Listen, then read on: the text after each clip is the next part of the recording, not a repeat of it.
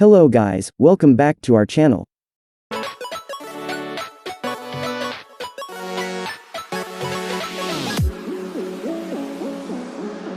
In this tutorial, I'm going to show you how to add hyperlink to a mail. For more information about this tutorial, visit our article. Link provided in the description. Without any delay, let's get started. Open Gmail and log into your account. Click on Compose. Then, new message window will open. Type text that you want to connect with hyperlink. Select the text and click on the Insert Link option in the toolbar. Then, you will find a window, as showing in the tutorial. Paste the URL which you want to refer as hyperlink.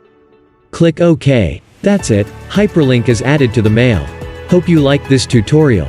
For more information, visit our article. Link provided in the description.